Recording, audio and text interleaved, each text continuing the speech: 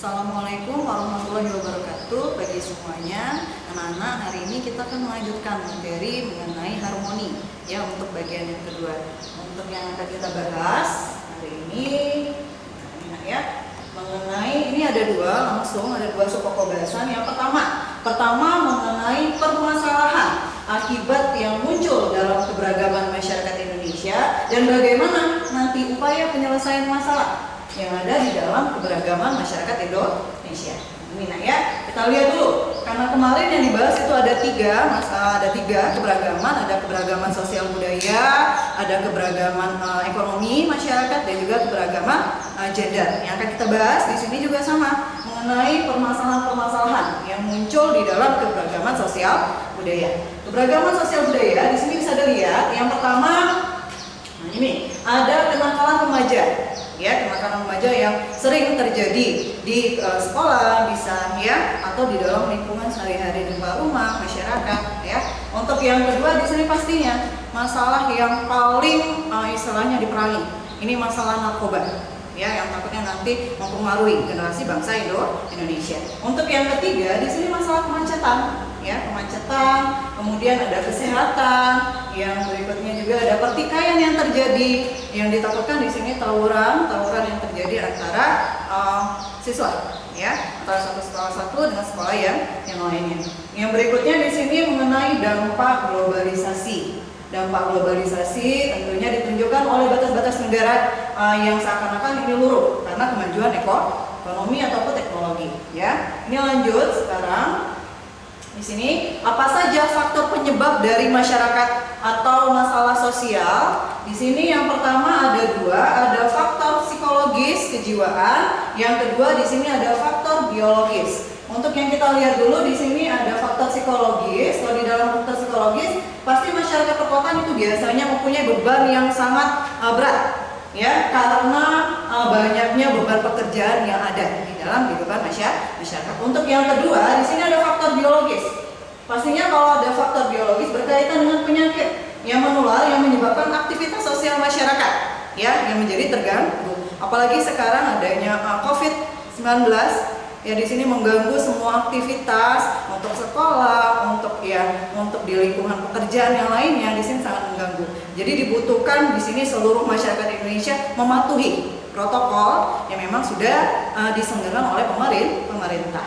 Untuk yang berikutnya, di sini bagaimana upaya dari penyelesaian masalah, khususnya masalah sosial budaya. Apa yang harus kita lakukan? Yang pertama di sini meningkatkan kualitas kesehatan. Ya, yang kedua meningkatkan kesejahteraan sosial, yang ketiga bisa mendukung terpeliharanya kerukunan hidup bermasyarakat dan juga membangun peradaban bangsa. Yang keempat, yang terakhir mengembangkan iklim yang kondusif ya bagi generasi muda untuk mengaktualisasikan diri. Ya, di sini kalau untuk upaya bagi masalah sosial budaya. Lanjut, di sini untuk yang kedua yang kita lihat di sini masalah ekonomi yang terjadi di dalam ekonomi masyarakat. Apa masalah yang muncul? Yang pertama, tingginya tingkat kemiskinan. Ya, disebabkan karena pengangguran, ya. Yang kedua, meningkatnya jumlah pengangguran tadi sudah disebutkan. Yang ketiga, di sini ada inflasi, yaitu suatu keadaan harga barang yang secara umum mengalami kenaikan secara terus-menerus atau bisa terjadi juga penurunan nilai mata uang di dalam negeri. Ada faktor penyebab dari masalah ekonomi ada tiga. Yang pertama karena kemiskinan, yang kedua adanya sifat manusia yang tidak merasa cukup pastinya, yang ketiga kurangnya lapangan pekerjaan, yang keempat di sini aksi. Nah, di sini aksi menimbun bahan pokok. Ya, pada saat pandemi seharusnya kan memang jangan di sini ya, jangan ditimbun bahan pokok karena di sini dibutuhkan oleh masyarakat. Ya, apalagi maaf di sini untuk yang kalangan menengah ke bawah ya. Untuk yang berikutnya, bagaimana upaya yang harus diselesaikan mengenai masalah ekonomi di sini?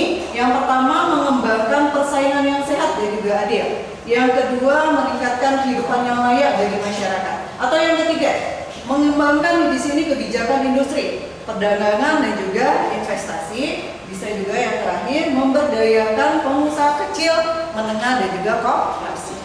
Itu ya untuk upaya penyelesaian untuk masalah ekonomi. Sekarang lanjut untuk yang terakhir. Di sini untuk masalah gender. Gender di sini karakteristik antara perempuan dan juga laki-laki. Kita lihat dulu ya. Di sini untuk masalah-masalah yang muncul ada istilahnya marginalisasi. Apa itu marginalisasi? Di sini ya, perempuan ibaratnya perempuan itu memiliki ruang gerak yang terbatas. Ya, bisa juga di sini ada subordinasi. Subordinasi di sini beranggapan bahwa perempuan itu secara emosional ya berakibat munculnya sikap menempatkan perempuan itu pada posisi yang tidak penting. Atau yang terakhir di sini ya, maaf di sini seharusnya C. Yang terakhir di sini stereotip atau pelabelan. Di sini yang sering terjadi yang dilakukan oleh masyarakat. Pelabelan negatif itu terhadap khususnya perempuan ya. Di sini untuk masalah-masalah gender ya, bagaimana upaya yang harus dilakukan di sini pembagiannya ada 6. Yang pertama, peningkatan kualitas hidup perempuan.